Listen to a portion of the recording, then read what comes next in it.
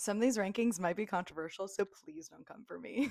What's up? I'm Callie, and I make cozy content on gaming, reality TV, movies, and any other things I like to talk about. And today, I want to talk about my favorite games from 2024 and some of my least favorite, and I'm going to rank them on a scale from S tier to F tier. So, if you're wondering why I'm holding my little sprigato, I am using it as a stand. I also named this Muse, so if you hear me calling it Muse, that's why. I almost forgot the name of sprigato. Oh, his name's not Muse. What is your name? Leaf. What's Muse's real name again? So please don't come for me if I call it Muse. Today, the mug we're drinking out of might be tea, most likely gin. And today it's tea. So if you want to sip along with me, go grab some tea or something stronger and let's get into it. Yum. So starting off at the least amount played is Heaven's Vault. So I'd never heard of this game. I actually discovered it after I played Chants of Sennaar, which I'll talk about later. And I saw on Reddit someone said that Heaven's Gate is very similar. It's a language game where you have to decode a lot of language to figure out this overall mystery. I will admit I couldn't really get into this game as to why I only played about an hour. The gameplay felt really clunky to me. I didn't understand what I was doing most times, and I've been gaming since I was a kid, and there's not many games that I really feel that way, but there is another one on this list. So sometimes I do. Nothing really felt super intuitive, and that's why I couldn't keep playing. I think I'll give it another chance, but that was just my first read. So unfortunately, I'm going to move this one to C tier for now. Next on my list is The Game of Life. I got this game because I was thinking about the Game of Life PC game. I don't know if anyone played that, but my sisters and I, me alone and my sister and I, put hours into that game when we were a kid because it had the best animations. It was a pretty long game, pretty varied, and it just was super entertaining. It was way more interactive than the actual board Game of Life, which we really exhausted as well. Can you see a theme here? So I was really excited getting this game. Now you ask, why did you only play it 2 hours? This Game of Life, although it's fun, the games are so quick. They go by so quick, and there's no way to extend it. Kind of like in Mario Party, where you can choose the amount of gameplay you want to do. If you want a really short game, a really long game, there's lots of settings you can adjust. In the Game of Life, it literally takes maybe 10 minutes, and that might even be a bit long, to play through the whole game, even when you're playing with another person. And there's different themes for the boards, which kind of gives it a bit of variety.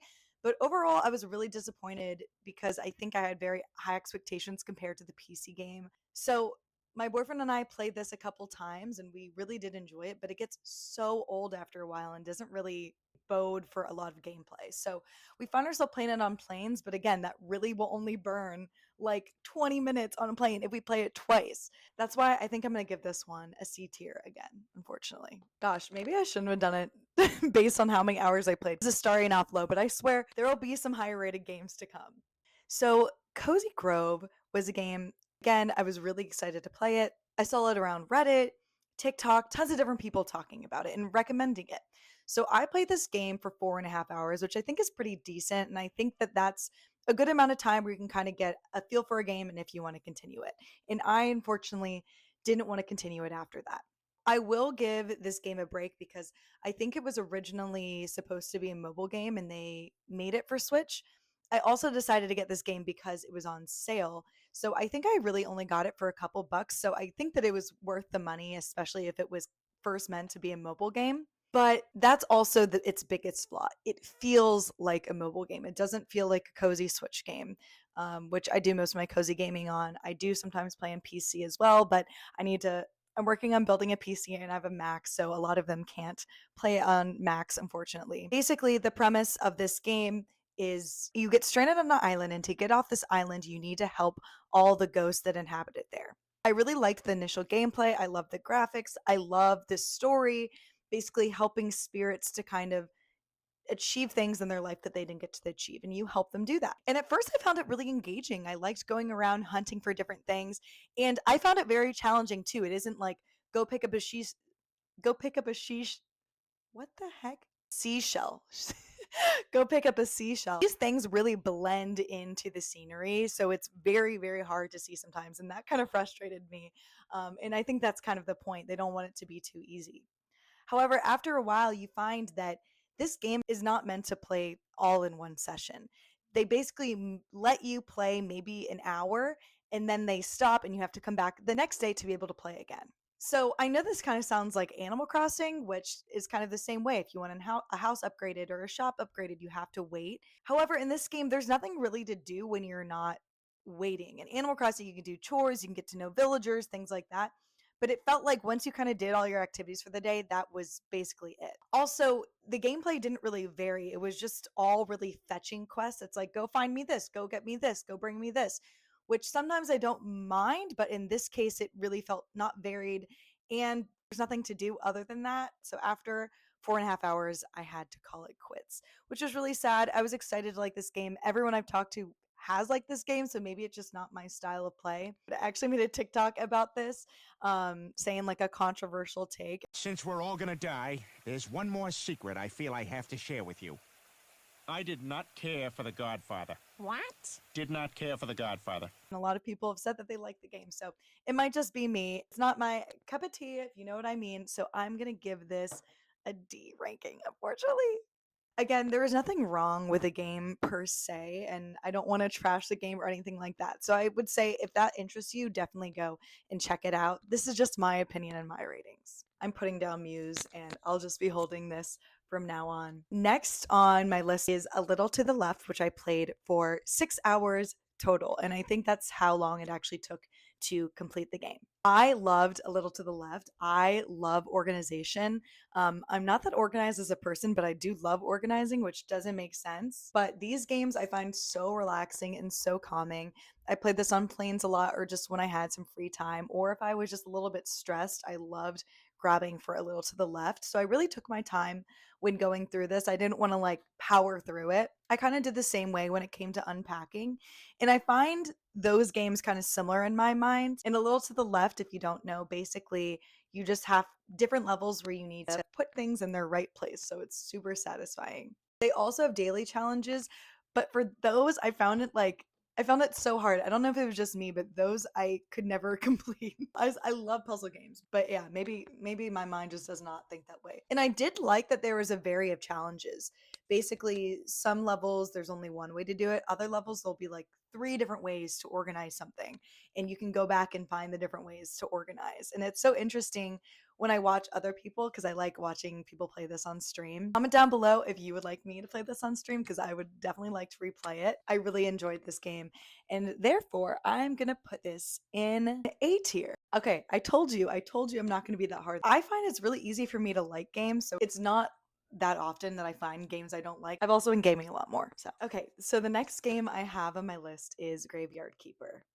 So So this game got recommended to me by not one but two coworkers who actually played it and they really enjoyed it and they were into cozy games just like me. So I was super excited to play it. The graphics reminded me of Stardew Valley, so I thought it would be totally down my alley. So basically the premise of this game is you get into a car accident and when you wake up, you somehow are back in like the late 1800s, right? I think it's around some I don't know exactly when, and you happen to be the graveyard keeper. So you have to like take like the corpses and like exhume them. Exhume them? Is that the word?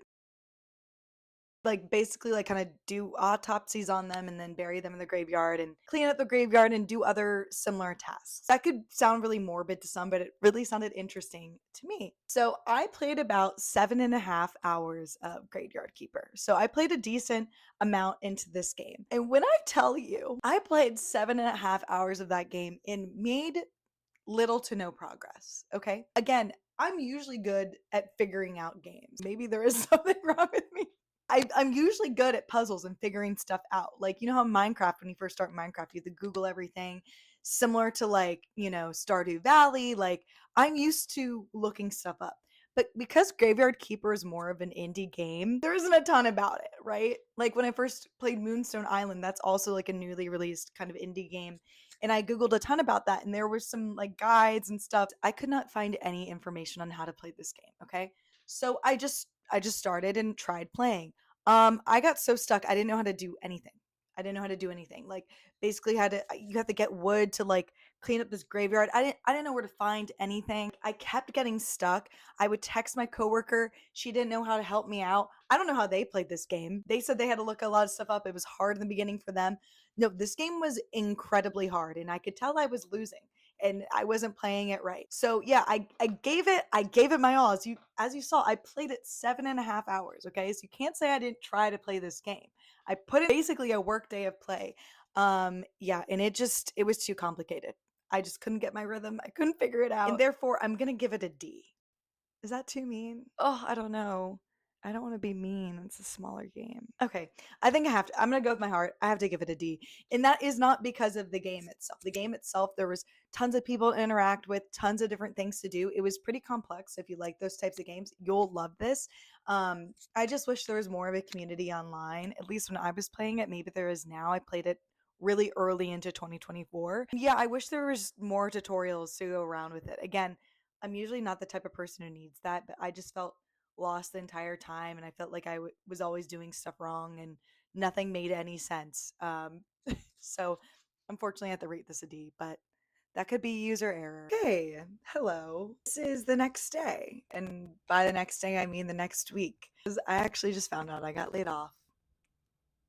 Do the foreign aid freezes. So yeah, been through a little bit since I first started this video, but we're gonna carry on, and just because my life may look a little different now doesn't mean that I can't still review these games. With that out of the way, our next game is Mario Bros. Wonder, and I played this game for 8.5 hours. So I've been playing Mario since I can remember, since I started playing games when I was a kid. And so I still will buy like almost any Mario game out there, as you'll see in this list. I think there's one other one. Mario Galaxy, one of the best games I think I've ever played in my life. So Mario Wonder, I was very excited about, and I really enjoyed it. It took the Mario Bro, platformer format that we've been familiar with their past like couple of like titles, and really turned it on its head and made it so dang fun to play. And what made it even more fun is that me and my partner got to play this game together. So it's a great co-op game too. We just had so much fun with this, giggling. Like, I'm surprised we didn't play it longer. We didn't end up actually beating the game because I think this is one that we just naturally kind of stopped playing and never went back to for no reason. It wasn't that we didn't like the game or we didn't enjoy playing it, but yeah, we just never finished it. It still was such an amazing game. So with that, I will be giving Mario Wonder an A. I really like what Nintendo's been doing with their different IPs, especially moving on to my next game, which is Legend of Zelda Echoes of Wisdom. Well, that was a smooth transition if I don't say so myself. This game, I was I wasn't hesitant about, because again, Zelda, just like Mario, is one of those games where I'm going to buy any game that comes out in the IP, like any game. Breath of the Wild, Skyward Sword, Twilight Princess, Tears of the Kingdom, like those games all are just cemented in my memory. Like Zelda is probably one of my favorite game series ever, honestly, probably more than Mario. Um, the storytelling is always just so great. The gameplay is always fun and inventive, even when sometimes it doesn't hit well, like in Skyward Sword. I got that gifted to me on my birthday, maybe like my 14th or 15th birthday. Is my first introduction to Zelda, which is funny because it's the game that most people hate, but I still have so many fond memories with Skyward Sword. So they've always been like trying to enhance the IP in different ways. I was a bit nervous when I saw that this game was announced. It was the first game that you could play as Zelda, at least in like my memory. Maybe there's another one. I was a little bit skeptical going into Echoes of Wisdom, so I waited a little bit until I saw reviews before I bought it. And then I saw someone describe it as like a Pokemon game. And obviously, as someone who enjoys the Pokemon games and has enjoyed playing them, that immediately intrigued me and I bought it right away. In the trailers, it didn't seem like that. But this is one of the most fun games that I probably played this year. Not just in the way that, again, like I only put 9 hours into it. I got interrupted in the middle of this game too. And I haven't gone back to it yet, but I will. Just in the inventiveness, in the way that it makes you think. I love games that have like a strong puzzle aspect. So that's why this game is so fun and so perfect in just the way that you can use enemies against each other. And I feel like I'm not describing it in the best way and doing it justice, but it really is kind of like a Pokemon game where you can use different inanimate objects and animate live objects to work for you to solve puzzles, and it really gets your brain thinking in a great way. So I don't like want to even compare it to Breath of the Wild because they're two such different games that I feel like they're in their own type of field. And so although I did only put 9 hours into this is going in S tier because that game was absolutely incredible and I'm so excited to finish it. Next, a game that I've been so excited to talk about. This game, I will find any excuse to talk about this game, okay? And I see it being talked about online, but like not enough, not as much as I feel like it should be talked about. So the next game is Chants of Sennaar, and I finished this game. It took me about 10 hours to finish. Wow, I wish it was longer. Not that like it didn't feel like a complete story or there wasn't enough gameplay. I just loved every aspect of this game. And I didn't think I would. I think I saw a release trailer or a teaser trailer one day on TikTok. I just came across it. So I decided to buy it. I hadn't really seen any reviews. I didn't know what the game was about. But again, I like playing indie games. I like playing games that maybe aren't as well known. I like playing really well known games like the Nintendo games and also ones by, smaller developments and creators. So I had no idea what to expect with this, and it immediately drew me in. Basically, it's a language comprehension game. Like, I don't even know if you can call it that. Basically, you're kind of plopped in the middle of this world and you can't understand anyone, so you kind of have to decode their language. And there's different ways to do this. Like, for example, you find out like how to translate the word hello by knowing that it's the first thing that everyone says to you when they greet you. And it's different things like that. Sometimes you'll find clues in the environment as to what it is. Sometimes, as you unlock more words, you'll find clues in the actual context. I was never good at languages in school. I took Spanish for maybe like 4 or 5 years of Spanish. Did I take that much Spanish? And I don't have much knowledge of that. Like if you plop me in a Spanish speaking country, like could I get around? Like kinda.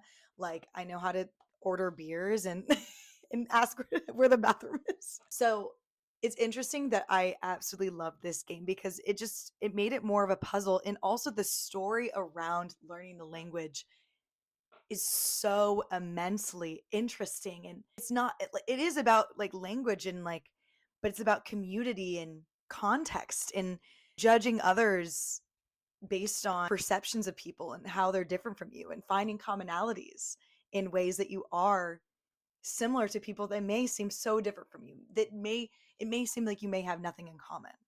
And this game was so beautiful. And I recommend this game to literally anyone. It is one of those games that changes the ways that you look about video games. I felt similar with Spiritfarer. There are some games that you just really connect with, and I really connected with this one. That's the reason why I played Heaven's Gate, because I saw online that some people said it was similar, and I think in some ways, yes, they are similar. I found Chants of Sennaar a lot more easily approachable, but again, that's just my opinion. And again, I absolutely love this game. So I will also be placing this one in S tier. I wish I could wipe my memory and replay this game. Next game we have is actually the 2024 Game of the Year winner, Astro Bot. I played this at the very end of 2024. I think, like many other people, I was like, oh, yeah, it looks like a fun game, but how fun could it be?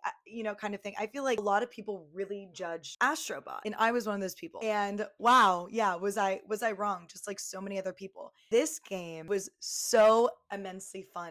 And it's the type of game that would be fun for literally anyone to play. Like for a kid, for an adult, for someone who's not familiar with like a lot of PlayStation. It's so accessible, but has enough difficulty that even if you have played a lot of video games, you would still find it challenging at parts. So I really just don't have many complaints about this game. Even though a lot of the gameplay was like pretty straightforward and some of the enemies were pretty easy to beat, they hid a lot of like the little bot guys that you would need to find were kind of difficult and hard, and like sometimes I thought that I checked everywhere, I missed some along the way. Oh, basically the concept of it is that you're trying to fix the PlayStation, which is your ship, and also find all your little friends, buddies, cousins, I don't really know if they are, other little Astro Bots along your way. This was also a game that I played with my partner. It doesn't have like a co-op version, but we just switched off. Each of us would play like a little planet. And it was so fun even watching this game. They really picked up on all the small details and made all the characters so lovable, so cute. Again, there aren't many complaints that I had against this game. Like my boyfriend and I really enjoyed this. And my boyfriend loves like Elden Ring, like first person shooters. So he also didn't think it would be up his wheelhouse either, but we both love this game. Oh, also, yeah, I finished the game. I think it took us around 11 hours. Did some of like the extra stuff. If you played all the way through, you could probably get it done in like 10. I think I'm going to put this in A just because even though it was a fun game, I don't think personally I would ever go back and replay it. One game of the year, so, you know, make that how you will. The next game I played for 15 hours, and this game was also nominated for Game of the Year, and it is Balatro. So, Balatro is a card game, and it's basically poker on steroids. If you would have described it to me that way, I probably wouldn't have bought it. I have played some card game games, like Slay the Spire, like Hearthstone I played. But again, like I wouldn't say it's the format that I would usually be excited and like looking out for to play. But the reason I actually ended up playing this game, even before I found out it was nominated for Game of the Year, is my brother was playing this game consistently around the clock. Like I have his Steam, and you know how you can like see it's like, oh, this username is playing this game right now. He would always be playing this game. My brother has introduced me to tons of great games. He was actually the one who gifted me Skyward Sword. So I trust his opinion on games. I saw people saying that they couldn't like set it down, that they also like weren't big poker players or that they weren't really into card games, and they were addicted to this game. So I just had to see what it was about at this point. I played it immediately for like 3 hours straight without knowing I played it for like 3 hours straight. Okay. This game sucked me in so quick because it's a bit overwhelming. It's like, okay, it starts off, I'm just playing regular poker. And then it's like, you can add jokers to like power up your hands and you can do all these different things. And so at first there's more curiosity, like, how does this game work? But then it's like, wow, this is kind of challenging. And you need to level up it's like a deck building game kind of. You're like, you need to level up your deck. And then I ended up losing and I'm like, oh, wait, shoot, like, what could I have done better? Like, how do I actually beat this game? Mind you, I think I've only beaten this game once or twice. Like, I'm really not good at this game. So it's kind of embarrassing that I played for 15 hours and I beat it like once. Crazy. Something is laced in it that just makes it so fun, so entertaining. I think it's a game that you need to play and truly like understand. You know, it's kind of like an inside joke. Unless you're actually there, you're not going to get it. And I really don't have any other words for this. Balatro's an easy S tier for me. Easy S tier. You will never be sick of it. I know if I'm ever on an airplane and I want to play a game just to pass the time, Balatro sucks hours out. You know, it's like first learning how to play Stardew Valley. You will play for 5 hours and not even realize it. We're getting up in the hours now. We're about to get to, wow, I played these games for too long levels. And starting off, we have a pretty decent jump for a game that I played 25 hours, and that is Cult of the Lamb. Now, this is another game that I didn't know if I would like. It's a roguelike, which means, you know, you go through the arena multiple times, you know, getting stronger and stronger, kind of just like Hades. Balatro is also a roguelike, surprisingly. Cult of the Lamb is so cute, okay? And after playing the game, I do think that this is a cozy game, okay? Can it be a game that is cozy and can be not cozy and a bit stressful? Yes. But leading your own cult and gathering cult members and having them pray for you. The only complaint I would have this game is that your cult members do die unless you find a certain kind of amulet that's kind of rare to find. And that was my biggest complaint because I hated some of my favorite cult members dying because they eventually age out and you're an all mortal being, obviously. But yeah, this game was so much fun. I really enjoyed this story. It's about, a sacrificial lamb that gets granted opportunity to kind of get back at the people who he sacrificed and lead his own cult. I played this a day's worth. This is a game I could see myself going back and playing. I also love how the animals talk. We literally always do the impressions of the animals, like baka baka baka. So embarrassing. I have to give it another S tier. Guys, I know I'm doing a lot of S tiers, and I think a lot of people might disagree with me, but I think if you put that much time into a game, like it's at least going to be like pretty decent and high up. So, Calls of the Lamb is an S tier for me. My light died, so I had to charge it. So it is indeed a different day again, but we are still charging forward. Our next game is Mario Rabbids Sparks of Hope. I played the original Mario Rabbids game a couple years ago out of a whim. As I was saying earlier, I just love all Mario games. This one I was kind of concerned I wouldn't like. It's a JRPG, which means that it's turn-based and it's really a more strategic game. I would call it a cozy game because the combat isn't fast. You take turns, and each character you have on your team has a different special ability to try to get rid of enemies. And each level, you have a different objective. So either it's beat all the enemies or reach a certain place in the map or something like that. I'm really not doing it justice. It's one of the most fun games I've ever played. I love this game. It's overlooked. I don't hear a lot of people talking about this game. And if you like strategy, if you like puzzles, you'll really like this game. And it can get really difficult too, which I really, really enjoy. I will say, so my only complaint about the first game is it got really repetitive, but this one is more, I don't want to say open world because there isn't a lot of places to explore, but you can really navigate more. Where the first one was more linear, this one you can go around and explore the maps more. So it does make it a lot more fun to play. So I feel like this has to go in S tier too. Am I putting too many things in S tier? Give me feedback below. Am I being too nice to all these games? The next game I am super excited to talk about. It is Infinity Nikki. And I played this game for 35 hours, I believe, at the end of the year. I think I'm closer to 50 now that we're deeper into the year. This game, the devs, whoever works on this game, they are working, okay? They have big updates to this game.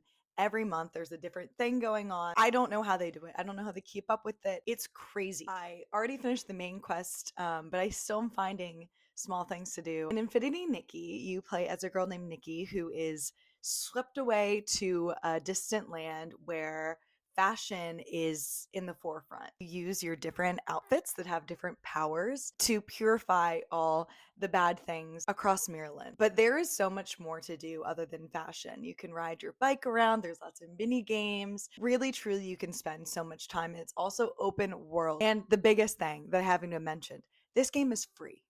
Okay. You do not have to sink $1 into this game, even though I know a lot of people do, because there's a lot of cute outfits that you either have to pay for or there's this lottery you can pull for different outfits. So there's a lot of incentives to pay. And this game you can play, I believe, on PlayStation, mobile, computer. I don't think it's on Switch yet, unfortunately. So yeah, there's basically nothing I can really say bad about this game. They are really good at listening to their audience. I used to play Animal Crossing all the time, and I feel like Nintendo would sort of listen to things that the audience had to say, but there are a lot of improvements that I feel like I never really saw. And so it feels good to be a part of a community and in a game where the devs actually listen to people and put in things that people really want. So yeah, it's great. This is automatic S tier. Getting up to our more lengthy plays, next is Moonstone Island, and I played this game for 40 hours last year. Now, I didn't end up beating this game, but I'll talk more about that later. Moonstone Island, you play as a sorcerer who leaves home for the first time, and you have to navigate this new world, being away from your parents. And I would describe this game as a mix of Pokemon and Stardew Valley. Not only do you get to tame cute little monsters that follow you around town that have different abilities, just like Pokemon. Not only can you farm, not only can you romance people and go on dates with people, but also it's like a deck building game. Hopefully, I can insert some footage to show you. Also, I just looked it up for this video and I saw that it has so many DLCs that you can get. Didn't know you could do that. I only have one big gripe with this game, and I really do think that this is a skill issue. Again, a lot of the complaints I have with these games are probably just things that I'm doing wrong. Okay? So don't say that this is a deal breaker, right? The reason I only played 40 hours of this game and I actually didn't beat it. I don't even know if I was close to beating it. I think I only beat 3 dungeons maybe, is because there's a point in the game where you only have like lower to medium level islands and then super high level islands. You don't really have islands that are in the middle of those two, so you can properly level up your monsters or creatures. I forget what they call them. And I think that this is where it really made it hard for me to play the game, because I had my little creatures that would follow me around that were leveled higher than a good majority of these islands, but then the islands that I needed to beat and actually get higher level creatures to be on my team, I couldn't beat them because they were too high level. And there are ways that you can level up your creatures without battling other creatures. Like there's, certain things you can farm to level them up. It would just take so long to do if I did it that way. And just like Stardew Valleys, there's different seasons where you can grow different stuff. I don't know if I'm the only person who really ran into this issue. Maybe I missed something in the game. Maybe I played it wrong. But for that reason, I would have to put this game, kills me to say, at A tier. I feel like I just reached a point where I would have to really, really grind. I don't mind doing that a little bit, but I feel like I would just have to hours and hours just trying to level up my creatures. And I don't know. I think I wasn't willing to put in those hours. I do think I'll eventually return to the game. And also a good thing I didn't note, every time you play a new game, it's a different configuration of islands. So you're never going to play the same game twice. It's going to be like the same, general story, obviously, but all the islands will be in different orders. So you can't, memorize where you've been or anything like that. So A tier for Moonstone Island. I love it. I actually will recommend it to anyone. I think that was just a small issue I ran into. And last but certainly not least is Palia or Palia. I still don't know how to say it right. I had 80 hours, 80 hours in this game. Similar to Infinity Nikki, this is like an open world type game, and it's also free. Right now, it's in its beta version. So I think some of the complaints I would have, like it can be really buggy, unfortunately. But again, I played this earlier in 2024, kind of right after it came out in beta. So a lot of those bugs actually may even be fixed. I haven't returned to the game yet. But as you can tell, I really like this game. It has everything, okay? You can romance people, you can cook, you can design things, you can mine, you can play mini games. There's a mini game that I played. It's called Hot Pot. I got so addicted to this Hot Pot game. I would play Palia near the end and just play Hot Pot. That Hot Pot game is so addicting. I need to get I wish they would sell that in a card game. I bet I could make it myself. But back to the main plot of Palia. You're new to town.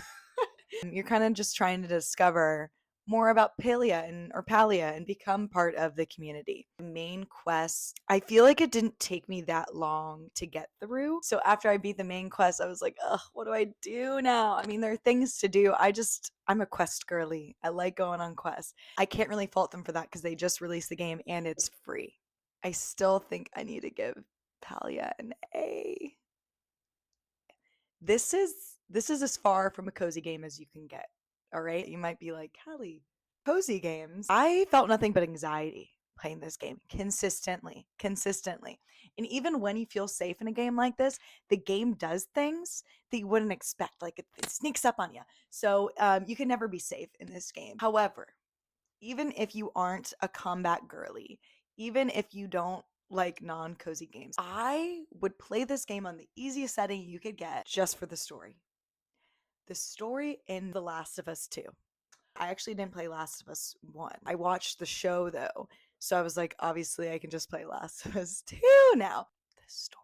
I can't wait for season 2 of Last of Us to come out. It's coming out this year in April. Guys, you need to play this game. And I'd recommend playing the game before you watch the show. I wish that I played Last of Us 1 before I saw the show because I think it would have made the show that much better. It deserves all the hype and praise it's got. Pedro Pascal daddy. So yeah, I think that even if you aren't into combat, you should give this game a chance. This is going in S as well, S tier. And with that, we have finally reached the end of my 2024 rankings. I know it's already deep into the year, but I still wanted to put this out. Comment down below, what games did you play in 2024 that you would recommend? Are there games that you wouldn't recommend? Are there games that I put really high that you think I'm crazy for? Are the games that I put really low that you think I'm crazy for? Let me know down below all your criticisms and comments. Thank you so much for watching, and I will talk to you later. Bye.